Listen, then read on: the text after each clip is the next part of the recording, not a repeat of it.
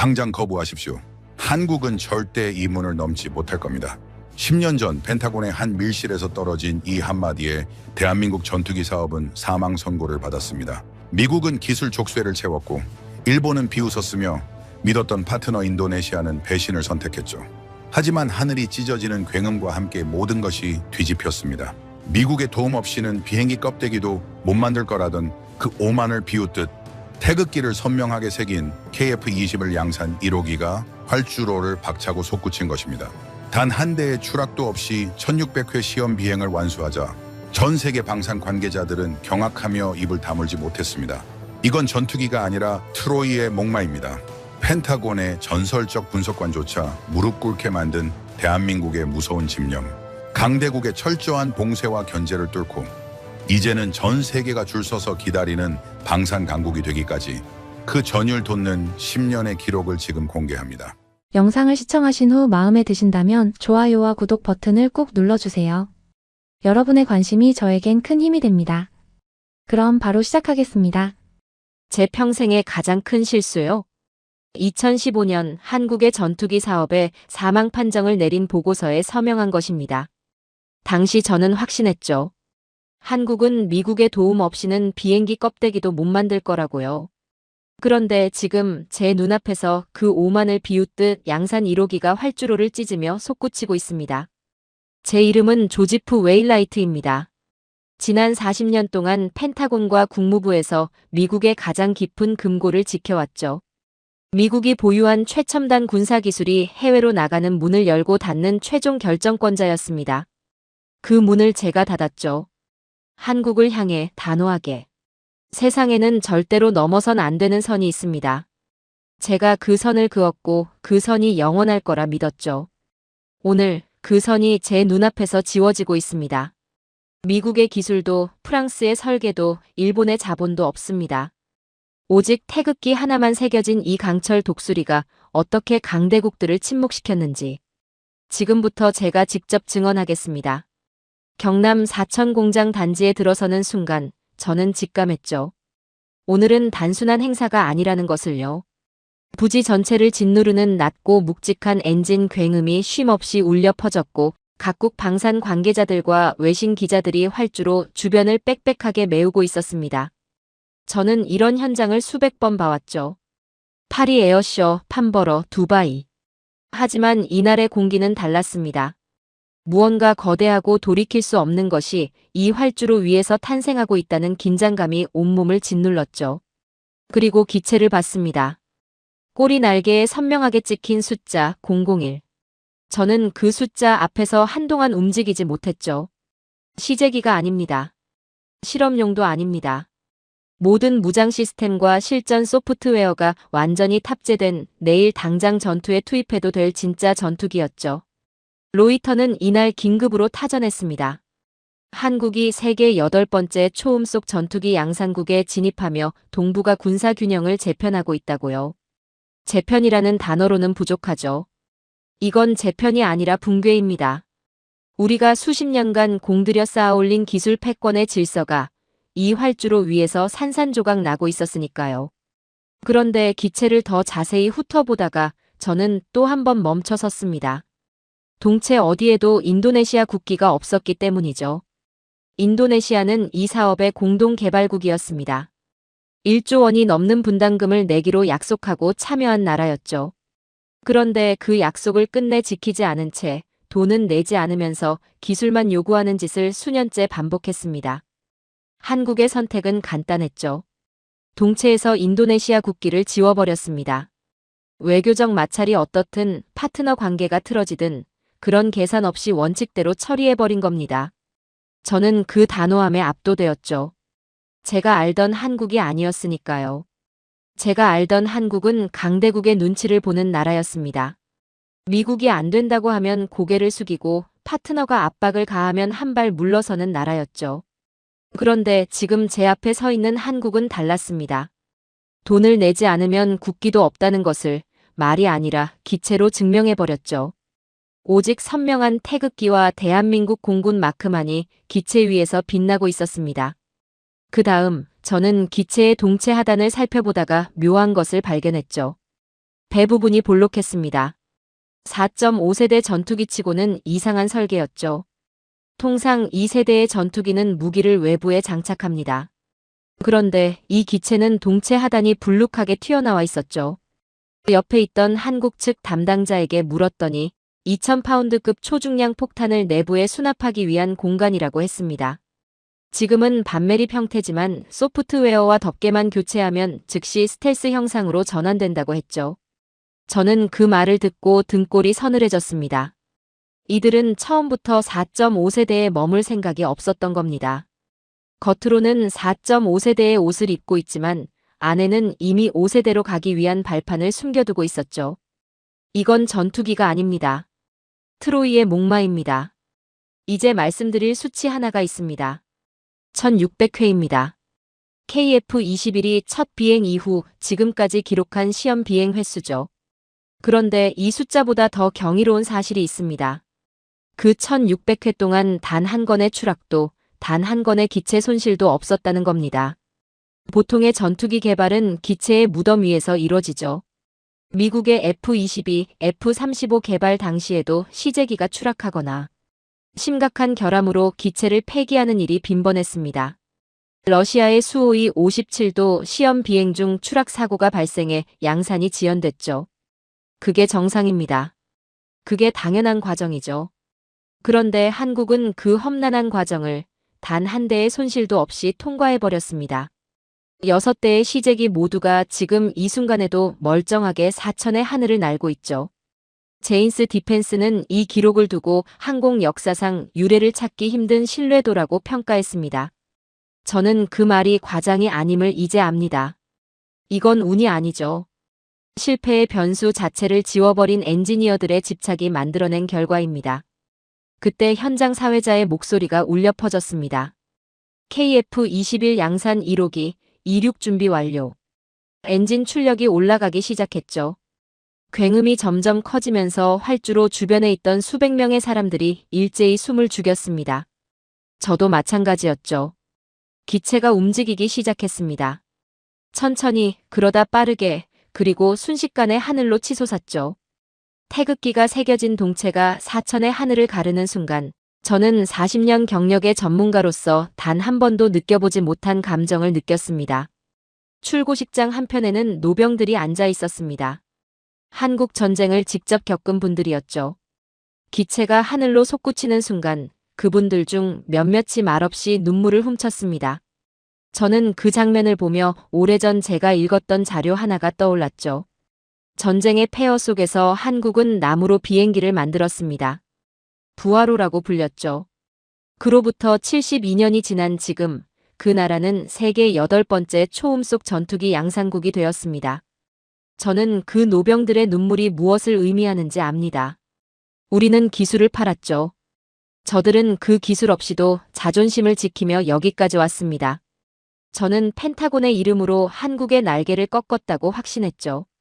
하지만 오늘 저는 제가 꺾어버린 날개 자리에 도단한 더 날카롭고 강인한 강철의 날개를 목격하고 있습니다. 그리고 이제 저는 압니다. 내가 틀렸다는 것을요. 오늘 이 자리에 오기 전까지 저는 한 번도 그날을 후회한 적이 없었습니다. 후회할 이유가 없었죠. 저는 옳았고 저의 판단은 완벽했으며 결과는 제가 원하는 대로 흘러갔으니까요. 그런데 오늘 사천의 하늘을 가르는 저 기체를 보고 나서야 저는 처음으로 그날의 기억을 다시 꺼내 들었습니다. 그리고 깨달았죠. 제가 그날 한국에 채운 것은 족쇄가 아니었습니다. 제가 그날 한국에게 준 것은 분노였습니다. 때는 가을이었습니다. 한국방위사업청과 국방과학연구소의 수뇌부가 펜타곤을 찾아왔죠. 목적은 단 하나였습니다. 자신들이 추진하는 전투기 사업에 필요한 핵심 기술을 이전해달라는 것이었습니다. 저는 그 방문 요청을 보고받는 순간 결론을 이미 내려두고 있었습니다. 안 된다고요. 그런데 저는 그 자리에서 곧바로 거절하지 않았습니다. 비서에게 조용히 지시했죠. 복도 의자에 앉혀두라고요. 그들은 제 집무실 문 앞에서 30분을 기다렸습니다. 펜타곤 4층 복도를 오가는 미국 장교들이 그 한국 대표단을 훑어봤죠. 누구 하나 말을 걸지 않았습니다. 누구 하나 인사를 건네지 않았어요. 그것이 제가 의도한 바였습니다. 협상 테이블에 앉기도 전에 이 자리가 어떤 자리인지를 몸으로 느끼게 하는 것이죠. 문이 열리고 들어온 한국 대표단의 표정을 저는 지금도 기억합니다. 이미 기가 꺾여 있었습니다. 저는 고개도 들지 않은 채 서류를 넘기며 말했죠. 바쁘니까 본론만 하십시오. 그들이 KFX 사업 계획서를 꺼내 설명하기 시작했을 때 저는 속으로 피식 웃었습니다. 초음 속 전투기를 자체 개발하겠다고요? 4.5세대 전투기를 독자적으로 설계하겠다고요? 저는 서류 뭉치 하나를 테이블 위로 밀어냈습니다. 그 안에는 미국 애리조나 사막의 보관 기지에 줄지어선 중고 F-16 목록이 들어있었죠. 제가 말했습니다. 이걸 가져다 쓰십시오. 싸게 드리겠습니다. 당신들이 무슨 전투기를 만듭니까? 동맹국의 좋은 조건으로 재고를 넘겨주는 것. 이것이 진짜 협력 아니겠습니까? 그 말이 끝나는 순간 자리에 앉아있던 한국 장성들의 얼굴이 굳어졌습니다. 수치심이었죠. 저는 그 표정을 보며 아무런 감정도 느끼지 않았습니다. 이것은 비즈니스였으니까요. 감정이 끼어들 자리가 없었습니다. 그런데 그것으로 끝이 아니었습니다. 회의 중반, 저는 갑자기 화제를 바꿨습니다. 한국이 운용 중인 F-15K와 F-16의 핵심 부품은 미국이 블랙박스로 봉인해둔 상태였죠. 저는 그 봉인을 소재로 꺼냈습니다. 우리가 제공한 장비를 몰래 분해해서 들여다봤다는 첩보가 있다고 했습니다. 만약 한 번이라도 더 선을 넘는다면 한국 공군이 운용 중인 모든 전투기의 부품 공급을 즉시 중단하겠다고요. 그 자리가 순식간에 얼어붙었습니다. 부품 공급이 끊긴다는 것이 무슨 의미인지 그 자리에 있던 사람들은 누구보다 잘 알았죠. 한국 공군 전체가 땅에 발이 묶인다는 뜻이었습니다. 저는 그것을 알면서 말했습니다. 그것이 제가 쥔 패였으니까요. 한국 측은 풍동시설 대여도 요청했습니다. 전투기 설계를 검증하려면 초음 속 바람을 일으키는 대형 풍동시험이 필수인데 당시 한국은 그런 시설이 없었죠. 미국 항공우주국이나 미 공군 시설을 빌려달라는 요청이었습니다. 저는 단칼에 잘랐습니다. 우리 시설은 미국의 국익을 위해 존재하는 것이라고요. 한국 전투기의 설계 데이터가 우리 시설에 남을 이유가 없다고 했죠. 유럽에 가서 알아보든가, 그것도 싫으면 포기하든가. 그 말을 듣는 한국 연구원의 눈빛이 흔들렸습니다. 저는 그 흔들림을 보며 생각했죠. 이 사업은 여기서 끝난다고요. 소스코드 문제도 있었습니다. 전투기의 모든 무장과 레이더를 통제하는 핵심 알고리즘이죠. 저는 미국의 모든 방산업체에 조용히 지시를 내렸습니다. 한국 측에 단 한 줄의 코드도 넘기지 말라고요. 그들이 국산 미사일을 달고 싶어 해도 절대 코드를 열어주지 말라고 했죠. 이유는 간단했습니다. 껍데기는 만들어도 좋습니다. 하지만 그 껍데기 안에 두뇌는 영원히 미국이 쥐고 있어야 했으니까요. 기체는 한국 것처럼 보여도 실제로는 미국이 원격으로 조종하는 구조를 만들겠다는 계산이었죠. 엔진 통합 기술 요청이 들어왔을 때는 저도 모르게 비웃음이 나왔습니다. 엔진에서 뿜어져 나오는 섭씨 2000도의 화염을 견디는 소재와 제어 기술은 수십 년의 축적이 필요한 영역입니다. 저는 말했습니다. 당신들 가전제품 만드는 실력으로 이 열기를 감당할 수 있겠냐고요. 엔진은 우리가 줄 때 감사히 받아쓰고 뚜껑은 열지 말라고 했죠. 그 말을 듣던 한국 공학자의 얼굴이 붉어졌습니다. 저는 그것이 수치심인지 분노인지 그때는 구분하지 않았습니다. 어느 쪽이든 상관없었으니까요. 그리고 마지막이었습니다.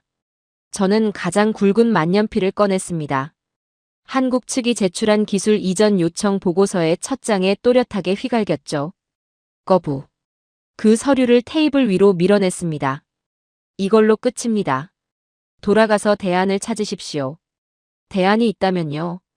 한국 대표단이 자리에서 일어났습니다. 아무 말도 없었죠. 짐을 챙기는 손이 떨리는 것이 보였습니다. 한 젊은 연구원은 끝내 고개를 들지 못했습니다. 그들이 집무실 문을 나서는 발소리를 들으며 저는 생각했습니다. 한국의 전투기 사업은 오늘로 끝났다고요. 다시는 이 문을 두드릴 일이 없을 거라고 저는 확신했죠. 그런데 한국에서 돌아온 소식이 있었습니다. 그 회의가 끝나고 서울로 돌아간 대표단 중 누군가가 화장실 칸에 들어가 소리 없이 울었다는 이야기였습니다. 저는 그 이야기를 전해 들으며 아무런 감흥을 느끼지 못했습니다. 비즈니스 세계에서 약자의 눈물은 그저 패배의 확인일 뿐이라고 생각했으니까요. 하지만 오늘 저는 압니다. 그 눈물은 패배의 눈물이 아니었습니다. 그것은 분노를 삼키는 소리였죠. 그리고 그 분노는 10년 동안 식지 않은 채 KF21이라는 강철의 형태로 결정되었습니다. 제가 찍은 거부의 잉크가 도리어 그들을 깨운 겁니다. 우리가 닫아버린 문 앞에서 그들은 무너지지 않았습니다. 저는 그것을 한참 뒤에야 알았죠. 제가 서명한 거부 문서가 서울에 도착했을 때 한국의 연구팀은 회의실에 모여단 하나의 결론을 내렸습니다. 우리가 직접 만든다. 그 말이 얼마나 무모한지 그 자리에 있던 사람들 모두가 알고 있었습니다. 그런데도 그들은 그 결론을 택했죠. 저는 그 선택을 나중에 전해 듣고 코웃음을 쳤습니다. 무모함과 용기는 다른 것이라고 그때는 확신했으니까요. 가장 먼저 넘어야 할 산은 레이더였습니다. 전투기의 눈이라 불리는 A사 레이더는 제가 기술 이전 거부 목록의 맨 위에 올려둔 품목이었죠. 이유는 간단했습니다. 이 레이더 없이는 전투기가 아무리 빠르게 날아다녀도 눈먼 새에 불과하기 때문입니다.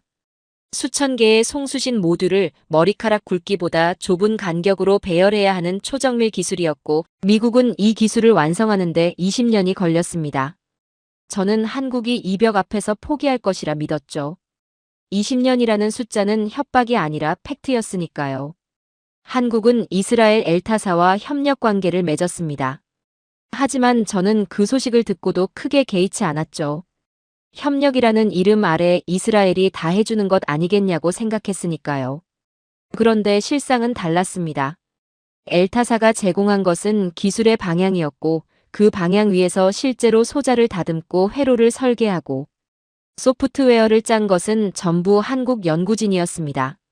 그들은 방진복을 입고 현미경 앞에 앉아 수천 개의 소자를 손으로 직접 납땜했습니다.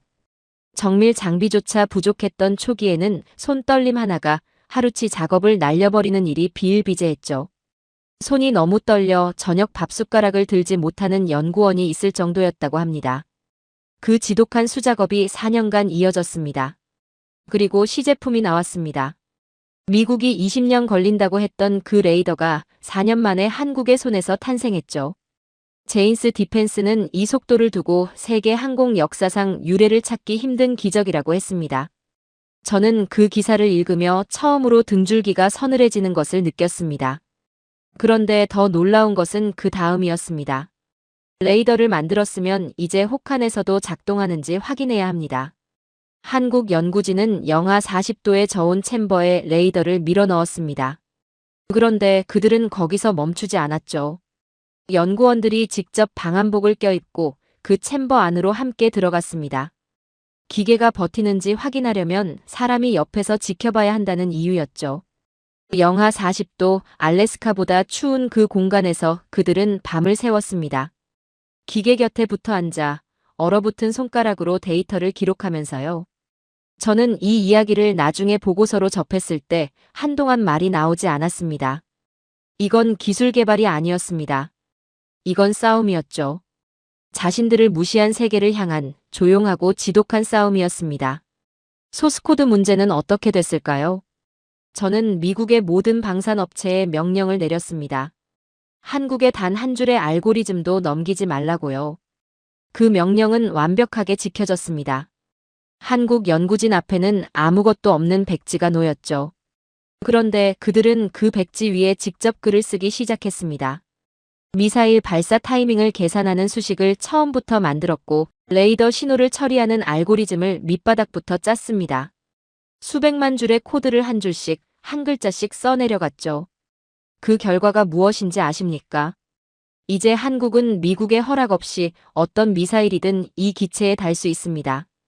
유럽산 미티어 미사일도 국산 천룡 미사일도 미국이 뭐라 하든 상관없이 자유롭게 통합할 수 있죠. 제가 채우려 했던 그 쇠사슬을 그들은 한 줄씩 끊어냈습니다. 엔진 통합 과정에서는 사건이 하나 있었습니다. 미국 제너럴 일렉트릭에서 기술진을 파견해 한국에 엔진 지원을 나갔는데 그들이 예정보다 훨씬 일찍 짐을 쌌습니다. 이유가 무엇이었을 것 같습니까? 한국 엔지니어들이 엔진 통합 기술을 너무 빨리 습득해버렸기 때문입니다. 파견 기술진이 가르칠 내용이 바닥났다고 했죠. 오히려 한국 연구원들이 우리가 더 배울 것이 있냐고 물을 정도였다고 합니다. 미국 기술진은 당신들은 이미 마스터했다는 말을 남기고 사천을 떠났습니다. 저는 그 보고를 받고 자리에서 일어나 한동안 서성였습니다. 풍동 이야기도 빼놓을 수 없습니다. 제가 미국 시설 대여를 단칼에 거절했을 때 한국은 유럽으로 가서 비싼 돈을 냈습니다. 굴욕이었죠. 하지만 그것이 끝이 아니었습니다. 한국은 돈을 쓰면서 동시에 자체 풍동시설을 짓기 시작했습니다. 아음속과 초음속 바람을 모두 만들어낼 수 있는 대형 시설을요. 그리고 그 시설이 완성되자 이번에는 다른 나라들이 한국의 풍동을 빌려달라고 줄을 서기 시작했죠. 빌려달라고 애원하던 나라가 빌려주는 나라가 된 겁니다. 저는 이 역전의 소식을 들으며 쓴웃음밖에 나오지 않았습니다. 출고식 현장을 다시 떠올립니다.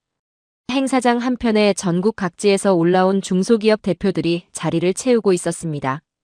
KF-21 한 대에는 6만 4천여 개의 부품이 들어갑니다. 그 부품들을 만들어낸 업체가 700곳이 넘요. 볼트 하나, 전선 한 가닥, 밀봉재 한 조각까지 국산화율이 이미 65%를 넘어섰습니다.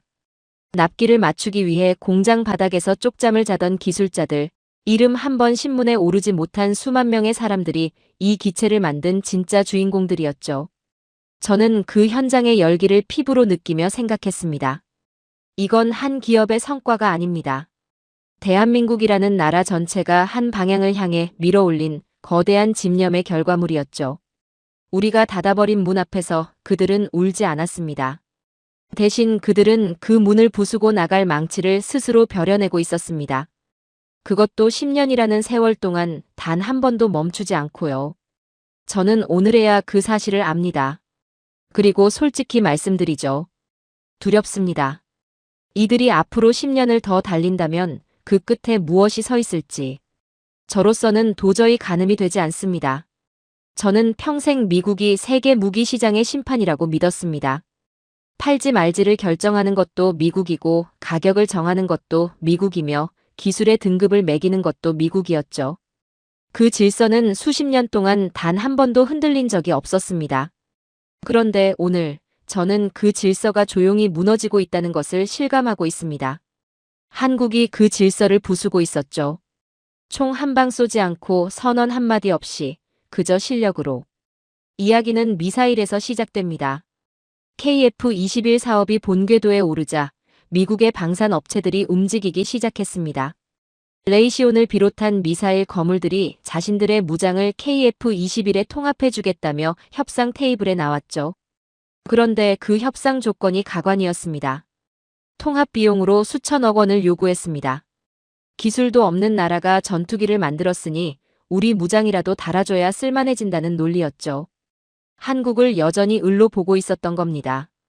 한국의 대답은 단호했습니다. 유럽 NBDA사의 미티어 미사일을 선택했죠. 미국을 협상 테이블에서 걷어낸 겁니다. 그러자 어떻게 됐을 것 같습니까? 시장을 통째로 뺏길 위기에 처한 레이시온 임원들이 직접 사천으로 날아왔습니다. 제발 우리 미사일도 달아달라고, 가격은 원하는 대로 맞춰주겠다고 했죠. 미국 최대 방산업체의 임원이 한국 공장 정문에서 면담 순서를 기다리는 광경이 벌어진 겁니다. 저는 이 보고를 펜타곤에서 전달받았을 때 한동안 서류를 손에 쥔 채 움직이지 못했습니다. 디펜스 뉴스는 이 상황을 두고 한국이 글로벌 무장 통합의 킹메이커가 되었다고 했습니다. 킹메이커. 그 단어가 머릿속에서 떠나지 않았죠. 중동의 움직임도 심상치 않았습니다. 인도네시아가 분담금을 미납하며 사업을 흔들고 있을 때 전혀 다른 곳에서 손이 올라왔습니다. 아랍에미리트와 사우디아라비아였죠. 이 두 나라는 한국산 천국 미사일의 실전 성능을 직접 목격한 뒤 태도가 달라졌습니다. KF-21 개발 사업에 수조 원을 투자하겠다고 했습니다. 인도네시아가 빠진 자리를 우리가 채우겠다고 했죠. 백지 수표에 가까운 제안이었습니다. 한국이 돈 걱정 없이 개발에만 집중할 수 있는 구조가 만들어진 겁니다. 그러자 인도네시아가 갑자기 태도를 바꿨습니다. 자신들이 배제될까봐 전전긍긍하기 시작했죠. 분담금을 내지 않아 기체에서 국기가 지워진 나라가 이제는 제발 우리를 버리지 말라고 읍소하는 처지가 된 겁니다. 일본 언론은 중동 자본이 한국 방산으로 쏠리고 있다며 경계심을 드러낸 분석 기사를 쏟아냈습니다. 한국을 경계하는 일본의 그 시선 자체가 이미 위상의 역전을 증명하는 것이었죠. 유럽에서도 균열이 생기기 시작했습니다. 우크라이나 전쟁 이후 폴란드는 절박했습니다. 당장 실전 배치가 가능한 고성능 전투기가 필요했는데 미국산 F-16은 대기 순번이 너무 길었고 F-35는 가격이 감당이 안 됐죠. 폴란드가 선택한 답이 무엇이었을 것 같습니까? 한국이었습니다. 이미 FA-50을 도입하며 한국 무기의 납기와 성능을 직접 확인한 폴란드는 KF-21 도입을 기정사실로 받아들이기 시작했습니다. 폴란드 국영방산그룹은 공식 서신을 통해 KF-21 프로그램 참여 의사를 전달했죠. 나토 회원국이 유럽 방산의 텃밭이라 불리던 그 나라가 한국 전투기를 주력으로 검토하는 일이 벌어진 겁니다. 한국 무기는 배송이 빠르고 성능은 확실하다는 말이 유럽 전역에 퍼지고 있었습니다. 저는 이 소식을 듣고 나서 오래된 지도 하나를 머릿속에 그려봤습니다. 우리가 수십 년간 공들여 구축한 동맹시장의 지형도였죠. 그 지도 위에서 한국은 이미 새로운 선을 긋고 있었습니다. 일본 이야기를 안 할 수가 없습니다. 일본은 한국보다 앞서 차세대 전투기 개발에 뛰어들었습니다. 기술도 있고 예산도 있었죠. 그런데 지금 어떻게 됐습니까? 일본의 차세대 전투기 사업은 영국, 이탈리아와 합종 연행을 거듭하며 독자 노선을 잃어버렸습니다. 언제 완성될지 기약도 불분명한 상태죠. 반면 한국은 독자 개발로 양산 1호기를 뽑아냈습니다. 일본 우익 매체들은 한국 전투기는 엔진만 미국산인 껍데기라고 폄하했습니다. 그런데 그 말을 쓴 기자들의 나라는 아직 그 껍데기조차 완성하지 못했죠. 동북아 공군력의 균형이 한국 쪽으로 기울기 시작했다는 것을 일본은 누구보다 잘 알고 있었습니다. 가격 이야기도 빠뜨릴 수 없습니다. F-35 한 대의 가격으로 KF-21을 2대 살 수 있습니다. 유지비는 비교가 안 될 정도로 낮죠. 스텔스 성능은 원하지만 F-35의 살인적인 유지비를 감당하지 못하는 나라들이 전 세계의 수십 개국입니다. 동남아, 남미, 중동의 중소국가들이 한국 대사관 문을 두드리기 시작했습니다. 포브스는 KF-21을 두고 미국의 독점 시장을 박살낼 가장 위협적인 시장 파괴자라고 정의했습니다. 시장 파괴자.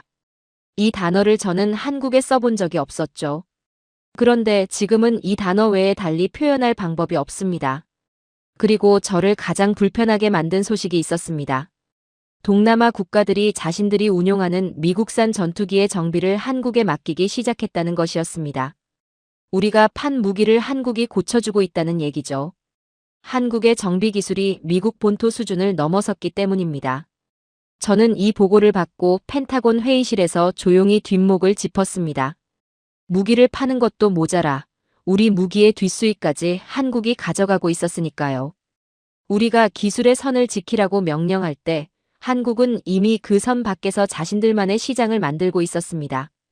우리가 문을 잠그는 동안 그들은 다른 문을 만들어버렸죠. 그리고 이제 그 문 앞에 우리가 줄을 서고 있습니다. 무기를 팔아 기름을 가져온다는 말을 들었을 때 저는 처음에 비유적 표현이라고 생각했습니다. 그런데 아니었죠. 말 그대로였습니다. 한국은 미사일을 수출하고 그 대가로 원유를 받아왔죠. 저는 이 구조를 처음 보고받았을 때 한동안 말이 나오지 않았습니다. 40년 동안 펜타곤에서 전략을 짜온 저도 이런 방식은 단 한 번도 생각해 본 적이 없었으니까요. 중동 이야기를 먼저 해야겠습니다. 이란과 이스라엘 사이의 긴장이 최고조에 달하던 시기, 중동 전역의 하늘에는 미사일이 오갔죠. 아랍에미리트는 공포에 떨었습니다. 자국 영토를 향해 날아오는 탄도 미사일을 막아낼 방어체계가 절실했죠. 그들이 선택한 것이 한국의 천국 미사일이었습니다. 그리고 천궁은 실전에서 날아오는 표적들을 완벽하게 요격했죠. 알자지라는 한국의 미사일 방어 시스템이 중동 안보의 새로운 표준이 되고 있다고 보도했습니다.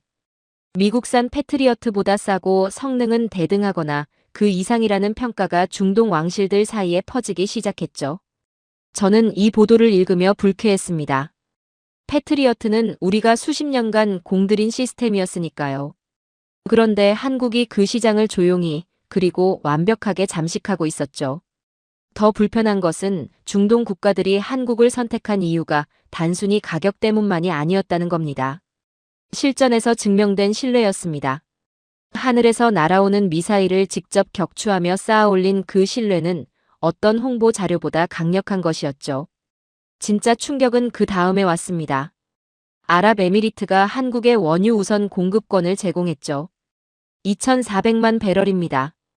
호르무즈 해협 봉쇄 위기로 전 세계가 기름 한 방울에 피를 말리던 시기에 한국만 조용히 원유를 확보하고 있었죠. 무기를 수출한 대가였습니다. 미사일을 팔아 에너지를 사온 겁니다. 저는 이 구조를 현대판 연금술이라고밖에 표현할 수가 없었죠. 납을 금으로 바꾸는 연금술사처럼 한국은 기술을 자원으로 바꿔버렸습니다. 기름 한 방울 나지 않는 나라가 기술 하나로 에너지 안보를 확보해버린 겁니다. 대한민국은 전 세계적인 에너지 대란 속에서도 물가를 안정시키며 공장을 돌릴 수 있었죠. 주유소 앞에서 기름값을 걱정하던 평범한 국민들은 몰랐을 겁니다. 그 기름이 한국이 만든 미사일 덕분에 들어왔다는 사실을요. 방위산업이 국민의 밥상을 지키는 산업이 된 겁니다. 무기가 복지가 되는 시대가 열린 거죠. 일본 언론이 난리가 났습니다. 산케이 신문을 비롯한 보수 매체들이 일제히 같은 질문을 던졌죠. 왜 한국만 이런 특혜를 받는가? 자국 정부의 외교 무능을 질타하는 특집 기사들이 쏟아졌습니다. 일본도 중동 원유에 의존하는 나라죠. 한국과 처지가 같습니다. 그런데 한국은 미사일을 팔아 기름길을 열었고 일본은 그 소식을 지켜보며 분통을 터뜨리고 있었죠. 저는 일본 언론의 그 반응이 묘하게 느껴졌습니다. 한국을 얕보던 나라들이 한국의 전략 앞에서 자국 정부를 자책하고 있었으니까요. 솔직히 말씀드리면 불안감이 더 컸죠. 한국이 구사하는 이 전략의 깊이가 비로소 보이기 시작했기 때문입니다. 우리가 유가에 흔들리며 동맹국들을 달래고 있을 때 한국은 미사일 하나로 기름길을 만들어버렸습니다. 전략의 차원이 달랐죠. 사우디아라비아 이야기도 빼놓을 수 없습니다. 빈살만 왕세자가 추진하는 네옴시티는 사막 위에 미래 도시를 짓는 거대한 프로젝트죠. 이 프로젝트에는 철통 같은 방어 체계가 필요했습니다. 한국은 천궁 미사일 하나만 들고 간 것이 아니었죠. 비궁, 호위함까지 육해공을 아우르는 통합 방어 솔루션을 패키지로 제안했습니다. 사우디는 그 제안을 받아들였죠. 한국 방산에 수조 원을 쏟아부었고 동시에 네옴시티 건설 사업권을 한국 기업들에 우선 배정하기 시작했습니다. 무기를 팔아 건설 수주를 따낸 겁니다. 방산과 건설이 손잡고 오일머니를 쓸어 담는 구조가 완성된 거죠. 저는 이 구조를 처음 파악했을 때 등에 식은땀이 흘렀습니다. 이건 단순한 무기 거래가 아니었죠. 무기 하나가 산업 전체의 문을 열어젖히는 마스터키 역할을 하고 있었습니다. 국가 전략의 차원이 달랐죠. 왜 미국산 무기를 두고 한국을 선택했는지 이해가 되지 않았습니다. 그래서 저는 중동 왕실 관계자와 직접 대화할 기회를 만들었죠. 그가 말하는 내용을 들으며 저는 점점 표정을 유지하기가 힘들어졌습니다. 미국 무기는 성능은 좋지만 조건이 너무 까다롭다고 했죠. 수출 허가, 사용 승인, 정치적 간섭, 운용 제한. 무기를 샀는데 정작 그 무기를 어떻게 쓸지를 미국이 결정하는 구조라는 얘기였습니다. 그에 비해 한국은 달랐다고 했죠. 기술 이전에 유연했고 현지 생산에도 열린 태도를 보였으며 핵심 성능은 확실하게 보장했습니다. 우리는 동맹을 신뢰하며 기술을 나눈다는 한국의 태도가 중동 왕실을 움직인 거죠. 저는 그 말을 들으며 펜타곤 회의실에서 제가 수없이 했던 말들이 떠올랐습니다. 기술은 절대 나눠줄 수 없다. 조건 없는 이전은 없다. 우리가 통제해야 한다. 그 원칙이 결국 고객들을 한국으로 밀어낸 겁니다. 저 스스로가 한국의 시장을 키워준 셈이었죠. 우리의 오만이 한국의 가장 강력한 세일즈맨 역할을 한 겁니다. 이 흐름은 자연스럽게 KF-21로 이어지고 있었습니다. 아랍에미리트와 사우디는 이미 이런 말을 하고 있었죠. 한국 미사일이 저렇게 완벽하다면 그들이 만든 전투기는 오죽하겠냐고요. 천궁이 먼저 신뢰를 쌓았고 그 신뢰가 KF-21로 가는 길을 닦아놓은 겁니다. 이제 KF-21은 따로 홍보가 필요 없는 기체가 되었죠. 천궁이 이미 전 세계 방산 시장에 한국산에 대한 품질 보증서를 발행해버렸으니까요. 미사일 하나가 전투기 시장의 문을 열어젖힌 겁니다. 한 분야의 신뢰가 다음 분야의 시장을 만들어내는 구조죠. 이것이 한국이 완성한 방산 생태계의 실체였습니다. 저는 오늘 이 자리에 서서 한 가지를 인정하지 않을 수 없습니다. 우리가 가질 수 없었던 것을 한국은 가졌습니다. 그것은 바로 적의 심장을 꿰뚫는 미사일로 우방의 마음을 열어 자원을 얻어내는 전략이었죠. 펜타곤의 전략가들이 수십 년간 고민해도 만들어내지 못한 그 구조를 한국은 조용히 완성했습니다. 기름 한 방울 나지 않는 땅에서 기술 하나로 에너지 제국을 건설해버린 겁니다. 저는 그 사실 앞에서 경외감을 느낍니다. 그리고 동시에 깊은 자괴감을 느끼죠. 우리가 기술을 틀어쥐고 통제하는 사이 한국은 그 틈새에서 세상을 바꾸고 있었으니까요. 세상에는 두 종류의 나라가 있습니다. 배신의 대가를 치르는 나라와 그 대가를 당당하게 받아내는 나라죠.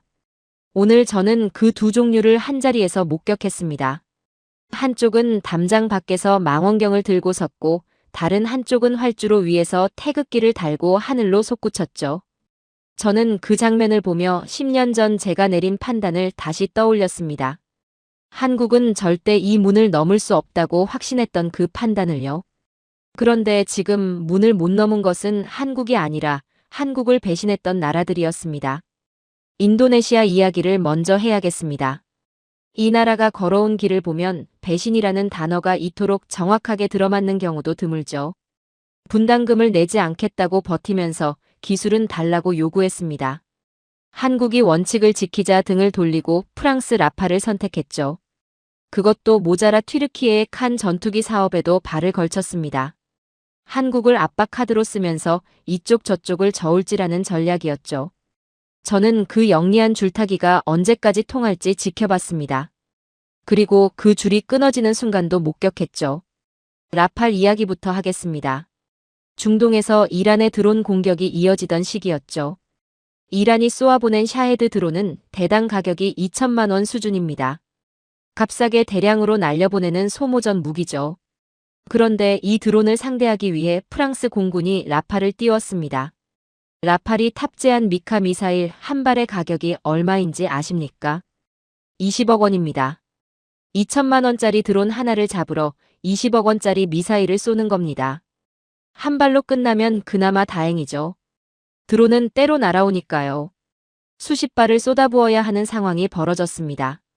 전쟁이 아니라 돈을 태우는 거죠. 저는 이 상황을 보고받으며 혀를 내둘렀습니다. 프랑스는 싸우는 게 아니라 청구서를 쌓고 있었으니까요. 인도네시아 언론조차 라팔은 현대 드론 전쟁에서 효과적인 해결책이 아니라며 자국 정부의 선택을 비판하기 시작했죠. 자신들이 선택한 무기를 자신들이 비판하는 상황이 된 겁니다. 배신의 첫 번째 청구서가 날아든 셈이었죠. 그렇다면 한국은 어떻게 대응했을까요? KF-21은 처음부터 이 문제를 다르게 접근했죠. 값비싼 미사일을 드론에 낭비하는 대신 저가형 무인기가 먼저 나가 적 드론을 요격하고 KF-21은 뒤에서 전체를 지휘하는 구조를 설계했습니다. 무인 편대기와 함께 움직이는 이 시스템은 프랑스 라팔이 아직 시도조차 못한 영역이죠. 라팔이 20억짜리 미사일을 낭비하는 동안 한국은 이미 다음 세대의 전장을 설계하고 있었습니다. 인도네시아와 중동 국가들이 라팔의 실패를 지켜보며 조용히 계산기를 두드렸죠. 라팔 40대보다 KF-21 16대가 현대전에서 더 강력하다는 결론이 나왔습니다. 배신의 대가가 이렇게 돌아왔죠. 튀르키예의 칸 전투기도 문제가 터졌습니다. 인도네시아가 한쪽 발을 걸어두었던 그 사업이죠. 칸에는 미국산 F-110 엔진이 들어갑니다. 그런데 이 엔진을 제3국에 수출하려면 미국 의회의 승인이 필요하죠. 미국은 튀르키예에 그 승인을 내주지 않고 있습니다. 엔진이 있어도 팔 수가 없는 상황이죠. 인도네시아 입장에서는 어이없는 노릇이었습니다. 엔진 확답도 못 받은 전투기에 수십 조를 쓸 수는 없었죠. 결국 인도네시아는 튀르키예에도 등을 돌렸습니다. 배신자가 또 다른 배신자를 낳은 꼴이죠. 튀르키예 언론들은 인도네시아가 칸 전투기를 버리고 한국으로 달아났다며 배신감을 숨기지 않았습니다. 한국을 등졌던 나라가 결국 한국 앞에 다시 무릎을 꿇는 상황이 된 거죠. 반면 한국은 달랐습니다. 수출 승인 문제를 이미 정리해 두었죠. 거기서 멈추지 않고 국산 엔진 개발이라는 플랜 B까지 가동 중입니다. 미국의 승인이 없어도 독자적으로 움직일 수 있는 구조를 만들어가고 있는 거죠. 저는 이 대비를 보며 한국의 치밀함에 다시 한번 소름이 돋았습니다. 칸이 엔진 때문에 발이 묶인 동안 한국은 이미 그 다음을 준비하고 있었으니까요. 그런데 가장 통쾌한 장면은 따로 있었습니다. 인도네시아 언론들이 갑자기 이런 기사를 쏟아내기 시작했죠. 인도네시아가 KF-21을 구매한 첫 번째 국가가 될 것이라고요. 프라보어 대통령이 직접 한국에 와서 서명할 것이라는 기사도 나왔습니다. 자국민들에게 체면을 세우려는 일종의 희망 회로였죠. 한국의 반응은 냉정했습니다. 카이가 공식적으로 확정된 바 없다는 공시를 단칼에 올려버렸죠. 돈도 내지 않고 기술만 빼가려던 나라에게 한국은 더 이상 호락호락한 파트너가 아니었습니다. 인도네시아 국민들이 자국 정부를 향해 분통을 터뜨렸죠. 왜 분담금을 제때 내지 않아서 이 망신을 당하느냐고요. 배신의 청구서는 결국 자국민에게도 돌아갔습니다. 선수금 문제도 마찬가지였죠. 인도네시아는 이번에도 한국 수출입은행에서 돈을 빌려 KF-21을 사겠다는 억지를 부렸습니다. 한국 정부의 답은 간단했죠. 신용 불량 상태인 국가에 차관은 없다고 했습니다. 계약서에 도장을 찍으려면 일정 비율 이상의 선수금을 현금으로 먼저 입금하라고 했죠. 이것이 가능했던 이유가 있습니다. 필리핀, 아랍에미리트, 사우디아라비아 등 현금을 들고 대기 중인 고객들이 이미 줄을 서고 있었으니까요. 한국은 더 이상 을이 아니었습니다. 팔 곳이 넘쳐나는 갑의 자리에 서 있었죠. 저는 이 당당함에 솔직히 소름이 돋았습니다. 10년 전 펜타곤 복도에서 30분을 기다리며 고개를 숙이던 나라가 이제는 조건을 내걸고 기다리게 만드는 나라가 된 거죠. 기술 이전 요구도 단호하게 막았습니다. 인도네시아는 현지에 생산 공장을 짓고 기술을 대폭 이전해달라고 요구했죠. 한국의 답은 명확했습니다. 핵심 부품은 모두 한국에서 생산하고 조립만 일부 허용할 수 있다고 했죠. 인도네시아가 노리던 기술 탈취의 길이 완전히 막혀버렸습니다. 한국은 이제 기술의 가치를 지키는 법을 알고 있었죠. 그리고 흥미로운 장면이 하나 더 있었습니다. 출고식장에서 일본과 중국의 군 관계자들이 KF-21의 기체 표면을 유심히 살펴보다 보안 요원에게 제지당하는 일이 벌어졌죠. 초고 해상도 카메라로 나사 하나까지 담으려 했습니다. 한국을 베끼기 쉬운 나라라고 비웃던 이들이 정작 기술 하나라도 훔치려 눈을 번뜩이고 있었던 거죠. 저는 그 장면을 보며 쓴웃음이 났습니다. 세상은 이미 바뀌어 있었습니다. 출고식 현장에서 한 어르신이 하신 말씀이 있습니다. 남의 나라 눈치 보느라 애태웠는데 이제는 우리 마음대로 국기도 떼고 당당하니 속이 다 시원하다고 하셨죠. 저는 그 말을 전해 듣고 한동안 아무 말도 하지 못했습니다. 그 어르신이 말씀하신 남의 나라 눈치, 그것이 바로 저였으니까요. 우리가 준 적 없는 기술을 한국은 스스로 만들었고 우리가 가르친 적 없는 외교를 한국은 스스로 완성했습니다. 배신자들에게 남은 자리는 사죄의 줄뿐이었죠. 그리고 한국은 그 줄을 차분하게, 당당하게 관리하고 있었습니다. 저는 평생 하늘의 규칙을 정하는 쪽에 서 있었습니다. 어떤 나라가 어떤 무기를 가질 수 있는지, 어디까지 허용하고 어디서 막을지를 결정하는 자리였죠. 그 규칙 안에서 한국은 4.5세대까지만 허용된 나라였습니다. 그 이상은 안 된다고 저는 못 박았죠. 그런데 오늘 저는 그 규칙이 이미 무의미해졌다는 것을 깨달았습니다. 한국은 제가 그어놓은 선 안에 머물지 않았습니다.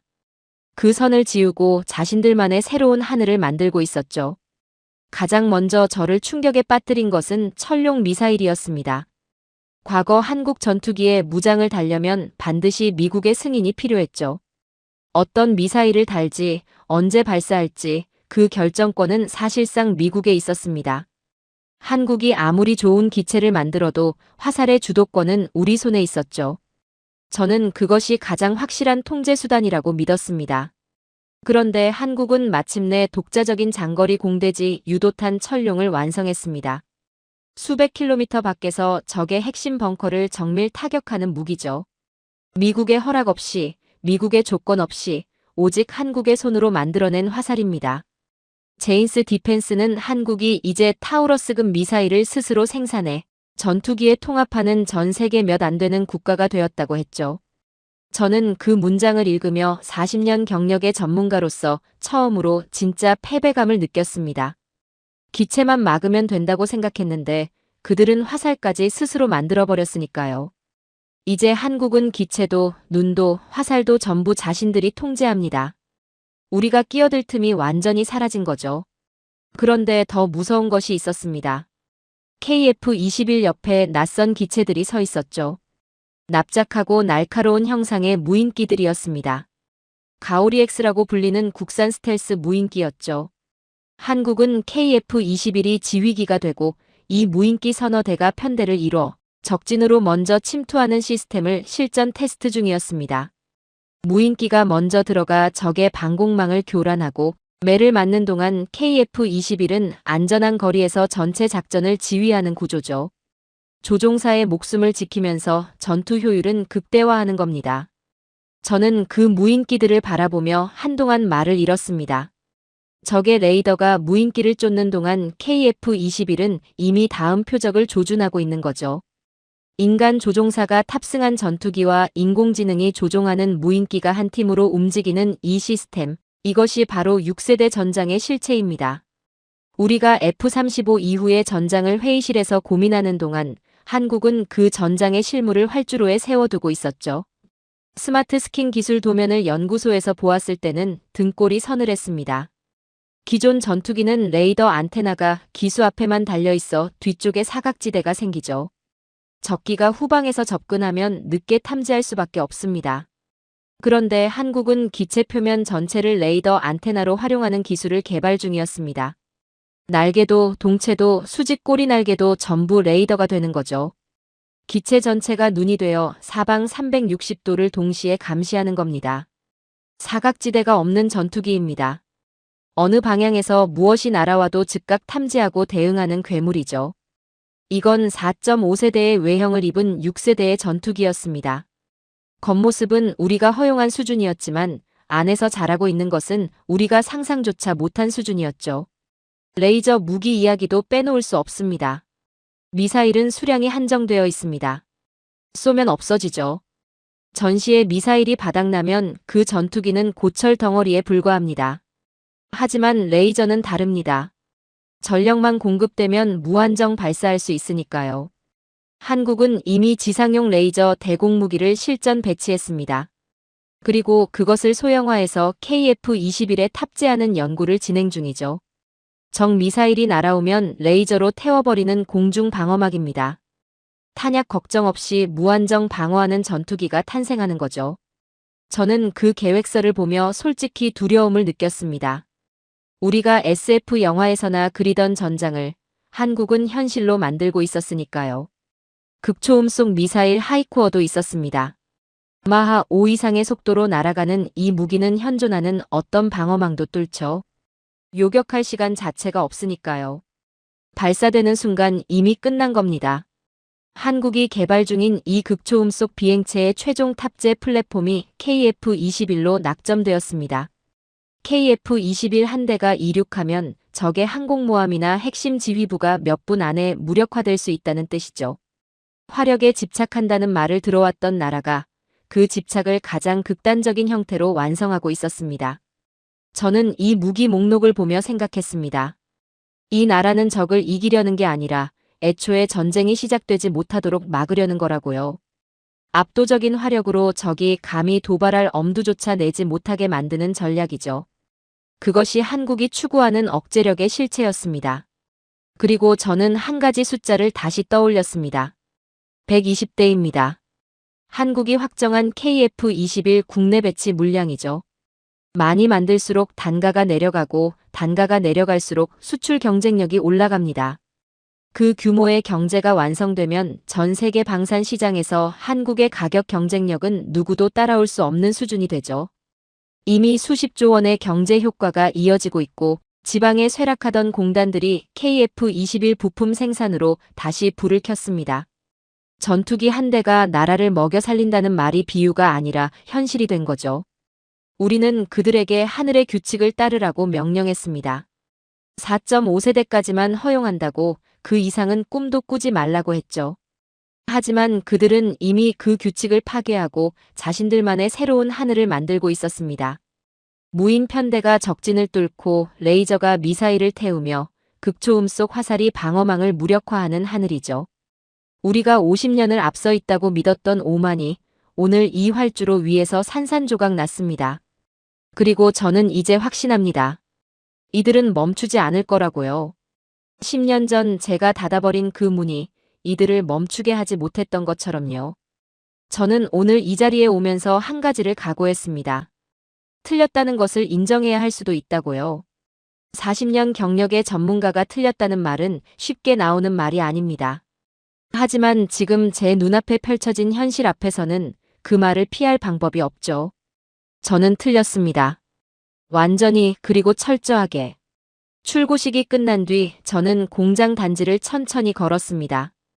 그리고 묘한 광경을 목격했죠. 복도 한쪽에 젊은 엔지니어 서너 명이 모여 앉아 있었습니다. 행사가 끝난 뒤에도 자리를 뜨지 않고 노트를 펼쳐놓고 무언가를 이야기하고 있었죠. 저는 통역을 통해 무슨 이야기를 하는지 들었습니다. 양산 1호기의 특정 비행 데이터를 분석하며 다음 개선 방향을 논의하고 있었습니다. 오늘 같은 날 축제 분위기 속에서도 그들은 이미 다음을 보고 있었죠. 저는 그 모습을 보며 오래된 기억이 하나 떠올랐습니다. 한때 미국의 연구소들도 저랬습니다. 밤을 새우며 다음을 설계하고 성공의 기쁨보다 개선의 가능성에 더 흥분하던 시절이 있었죠. 우리는 언제부턴가 그것을 잃어버렸습니다. 그런데 한국은 아직 그것을 갖고 있었죠. 그 지독한 열정이 이 나라의 가장 강력한 무기였습니다. 놀라운 소식이 또 있었습니다. 대한민국의 모든 지방이 청년 인구 감소를 걱정하는 시대에 경남 사천은 정반대의 현상이 벌어지고 있었죠. 서울대와 카이스트 출신의 엘리트 공학도들이 대기업 취직 대신 사천행을 선택하고 있었습니다. 저는 처음에 이해가 되지 않았죠. 왜 최고의 인재들이 수도권을 등지고 지방으로 내려가는 것인지요.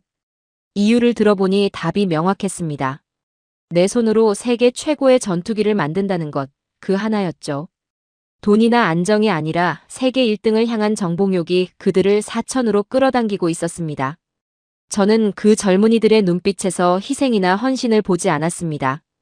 야망을 봤죠. 냉혹하고 날카로운 기술적 야망이었습니다. 이들이 사천에 모여드는 한 대한민국의 항공산업은 멈추지 않을 거라는 확신이 들었습니다. 그리고 그 확신은 두려움으로 바뀌었죠. 10년 후, 20년 후 이 나라의 하늘이 어떤 모습일지 저로서는 도저히 가늠이 되지 않았으니까요. 납기 이야기도 빼놓을 수 없습니다. 무기 시장에서 납기 지연은 거의 관행처럼 굳어진 문제입니다. 독일의 전차도 미국의 전투기도 계약한 날짜에 오는 법이 드물죠. 그런데 한국은 달랐습니다. 폴란드의 FA-50을 납품할 때도 이번 KF-21 양산 1호기를 뽑을 때도 한국은 약속한 날짜를 단 하루도 어기지 않았죠. 세계 최고 수준의 전투기를 세계 최고 수준의 속도로 약속한 날짜에 정확히 내놓는 나라. 그것이 지금의 대한민국입니다. 전 세계 국방장관들이 한국의 이 신뢰를 극찬하는 이유가 여기 있죠. 성능도 기술도 약속도 전부 세계 최고 수준입니다. 신뢰는 한 번에 만들어지지 않습니다. 수십 번의 약속을 지켜야 쌓이는 것이죠. 한국은 그 신뢰를 조용히 그리고 완벽하게 쌓아왔습니다. 그리고 그 신뢰가 지금 전 세계 방산 시장에서 가장 강력한 무기가 되어 있었죠. 흥미로운 풍경도 목격했습니다. 사천 공장 인근의 평범한 식당에서였죠. 동남아, 중동, 유럽에서 온 각국 국방 관계자들이 한국 음식을 앞에 놓고 카이와의 면담 순서를 기다리고 있었습니다. 10년 전 펜타곤 복도에서 30분을 서서 기다리던 한국 대표단의 모습이 떠올랐습니다. 그 장면과 지금 이 식당 풍경이 머릿속에서 겹쳐지는 순간 저는 말로 표현하기 힘든 감정을 느꼈죠. 세상이 완전히 뒤집혔습니다. 기다리는 쪽과 기다리게 하는 쪽이 바뀐 겁니다. 그리고 그 역전은 누군가가 도와준 것이 아니었죠. 한국이 스스로 만들어낸 것이었습니다. 한국 영공 인근의 상황도 달라졌습니다. KF-21 양산이 시작되자 주변국 정찰 기체들의 움직임이 눈에 띄게 조심스러워졌죠. 한국 영공 가까이 접근하다가도 KF-21의 레이더 포착 범위에 들어오면 즉시 경로를 바꾸는 모습이 포착됩니다. 총 한 방 쏘지 않아도 상대가 감히 움직이지 못하게 만드는 것, 그것이 진정한 강함이죠. 싸우지 않고 이기는 억제력이 작동하고 있는 겁니다. 한국은 그 강함을 손에 쥐었습니다. 그리고 그 강함이 커질수록 주변국들의 침묵은 더 깊어질 거라는 것을 저는 전문가로서 확신하고 있죠. 출고식이 마무리될 무렵 행사장 한쪽에서 한 노병이 기체 동체에 조용히 손을 얹는 것을 봤습니다. 한국 전쟁을 겪은 분이었죠. 아무 말도 하지 않았습니다.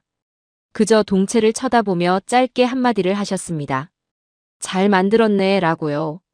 그 짧은 한마디가 어떤 연설보다 무겁게 들렸죠.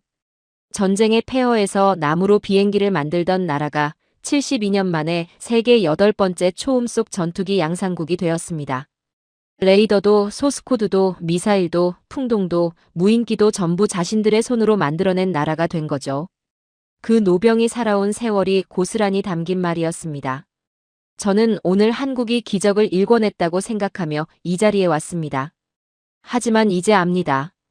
그들은 기적을 바란 적이 없었죠. 그저 단 한순간도 멈추지 않고 실력을 쌓아왔을 뿐입니다. 10년 전 제가 닫아버린 문이 그들을 멈추게 하지 못했던 것처럼 앞으로 어떤 장벽도 이들을 멈추게 하지 못할 것입니다. 세상이 그 실력 앞에 무릎을 꿇고 있습니다. 그리고 저도 오늘 이 자리에서 그 앞에 고개를 숙입니다. 오늘의 사연은 여기까지입니다. 강대국들이 채운 기술의 족쇄를 스스로 부수고 보람에는 기어이 하늘을 찢었습니다. 1600회 무사고라는 독종의 기록 앞에 이제 전 세계가 경탄하며 줄을 서고 있습니다. 도움을 기다리던 나라에서 세계의 룰을 정하는 나라로 위대한 역전의 신화는 완성되었습니다. 72년의 집념이 빚어낸 이 강철 날개 위에 이제 불가능이란 단어는 존재하지 않습니다. 대한민국의 진짜 전성기는 이제부터 시작입니다. 보람에 더 높이 비상하십시오.